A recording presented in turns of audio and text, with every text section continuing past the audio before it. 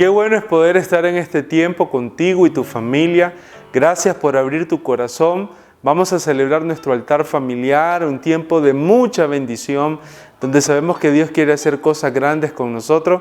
Estoy con mi esposa Carla y juntos vamos a compartir contigo lo que Dios tiene preparado para nosotros. Hemos tenido una semana especial celebrando el sacrificio de Jesús, su resurrección, su victoria. Pero ahora vamos a continuar celebrando al Señor en nuestro altar familiar. Así que vamos a adorar juntos, abre tu corazón, levanta tu expectativa de fe y preparémonos todos juntos para hacer nuestro altar y compartir lo bueno de Dios en este tiempo.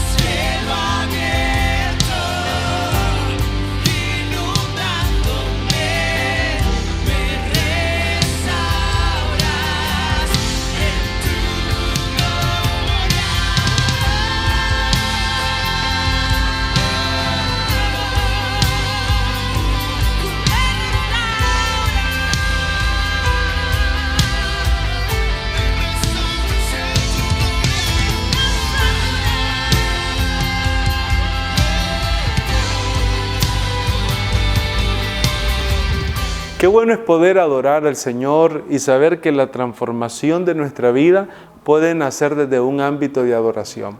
La adoración cambia la atmósfera, cambia el ambiente, cambia nuestro interior. Y ahora vamos a pasar a un tiempo donde queremos meditar en su palabra. Y quiero pedirle que vaya ahí donde está, a Santiago capítulo 1, versículo 13 al 16.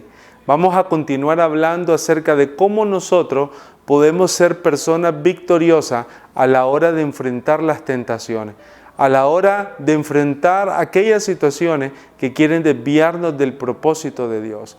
Y dice Santiago 1:13, cuando alguno es tentado, no diga que es tentado de parte de Dios, porque Dios no puede ser tentado por el mal, ni Él tienta a nadie, sino que cada uno es tentado cuando de su propia concupiscencia atraído y seducido.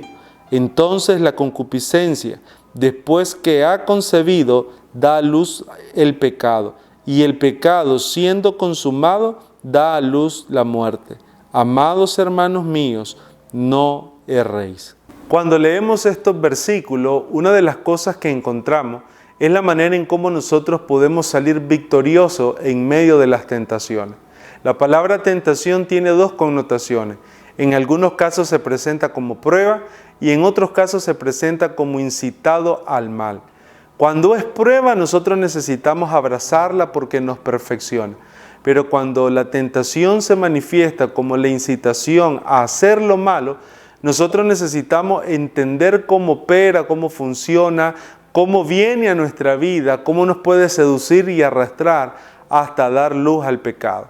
Lo primero que quisiera decir y desde aquí partir es que uno necesita aprender dos cosas en este tema. Primero, las tentaciones tarde o temprano van a llegar. No importa el tiempo que tengamos en la fe, no importa el tiempo que tengamos de ser creyentes, las tentaciones nos acontecen a todos. Pero la segunda cosa que quisiera decirte es esta: las tentaciones tienen un propósito y un fin, y es sacarnos del plan del Señor, sacarnos de su voluntad, sacarnos de esos planes de bien y no de mal que Dios quiere darnos, sacarnos de su propósito. Por eso es importante que nosotros entendamos cómo opera, cómo llega a nuestra vida, cómo puede arrastrarnos y seducirnos y cómo puede hacer que todo lo bueno que el Señor preparó termine siendo algo que se pueda dañar o se pueda destruir.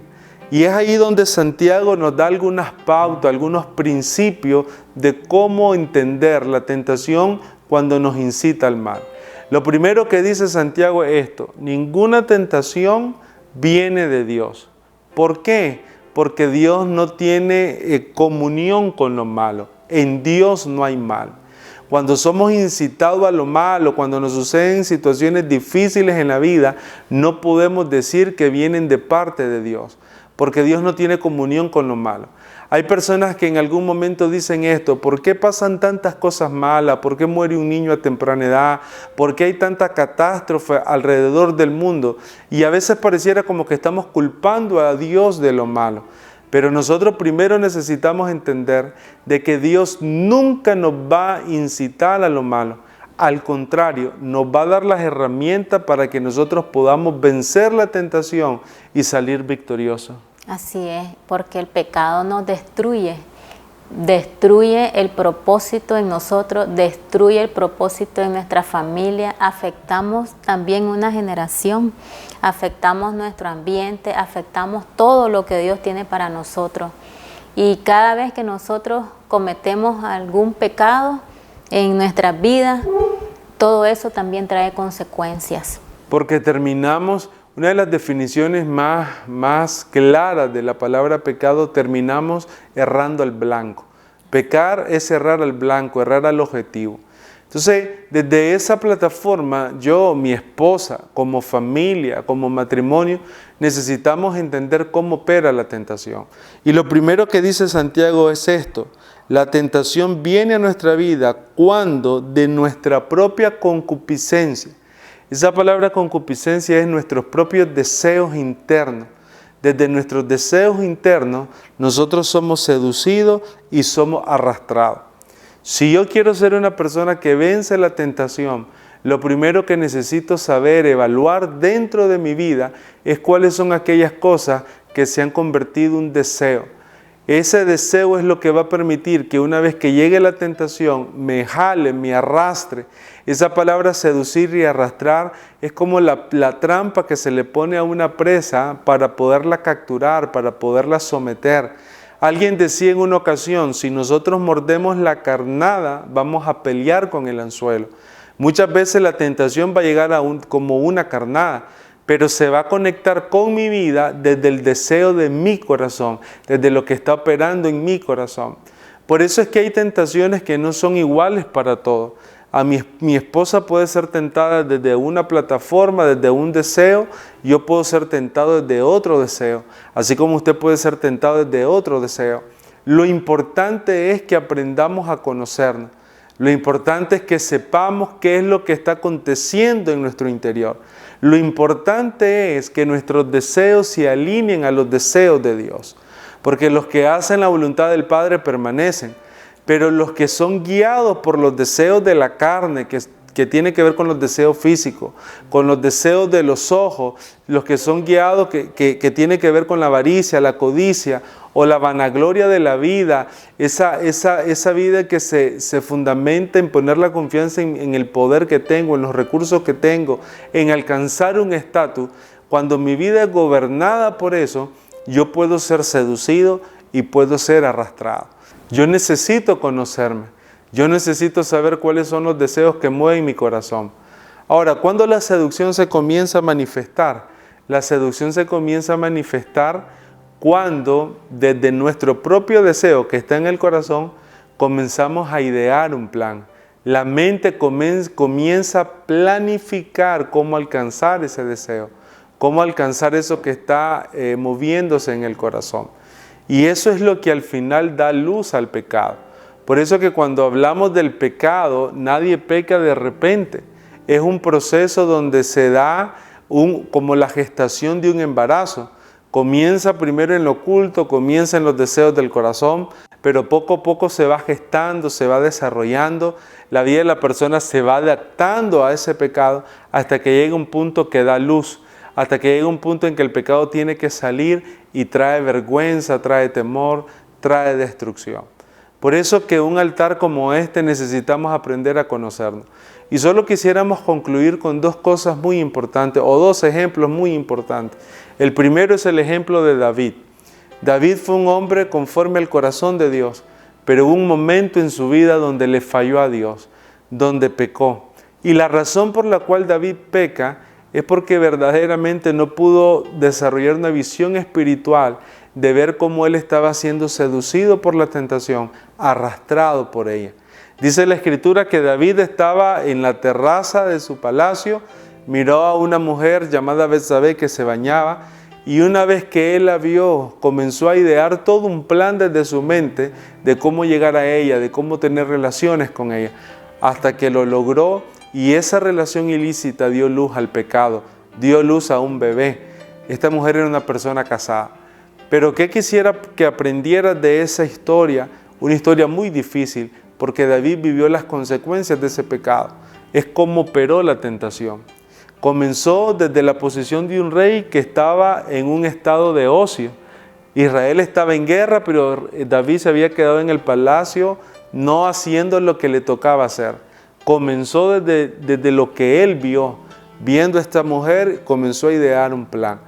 Qué importante es que nosotros podamos identificar cuáles son las condiciones y las circunstancias que están gobernando mi vida.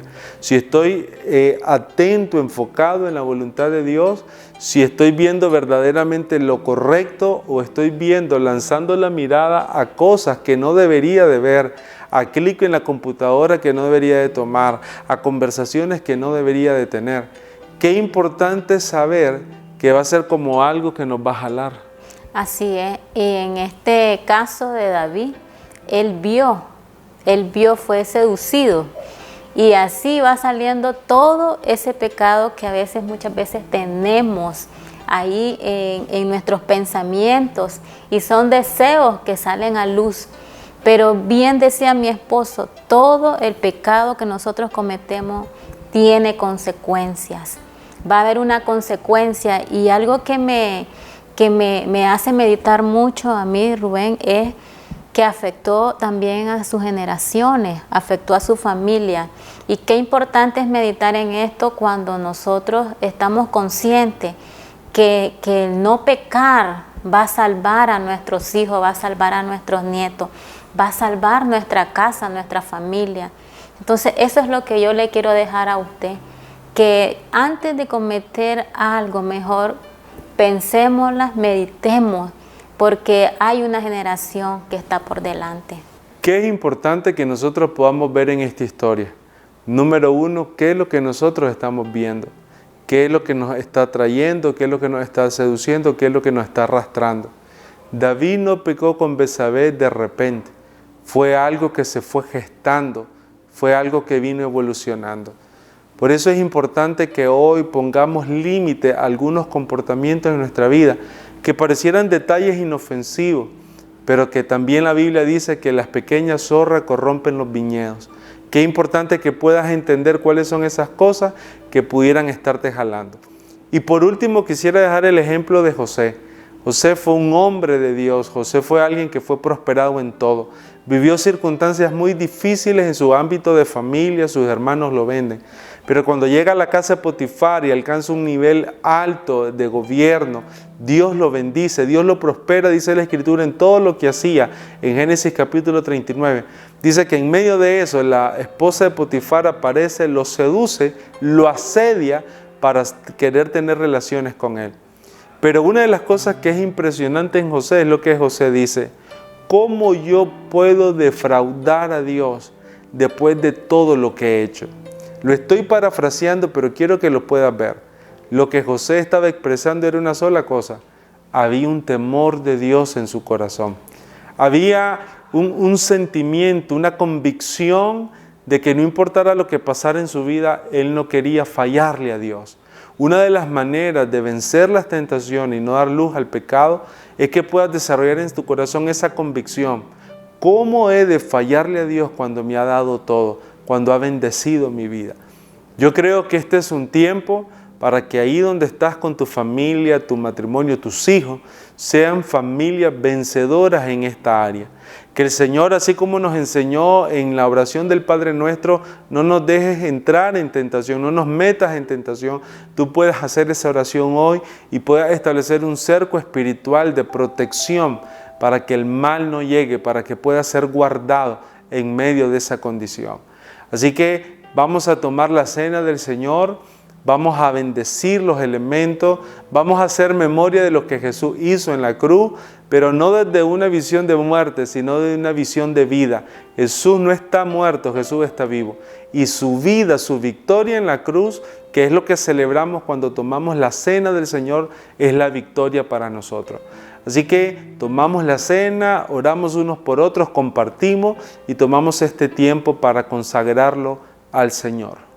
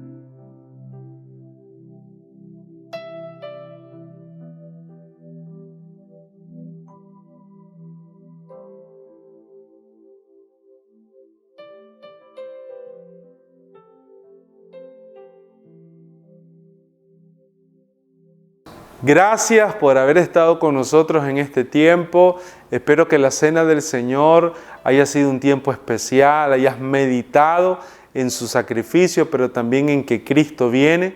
Prepárate para el próximo lunes, vamos a seguir conectados. Busca el link en nuestra plataforma digital. Invita a personas a que puedan ser parte de nuestro altar familiar, porque sabemos que es un tiempo de gran bendición y creemos también que este tiempo ha bendecido tu casa, tu familia. Así que te amamos mucho y que el Señor te bendiga.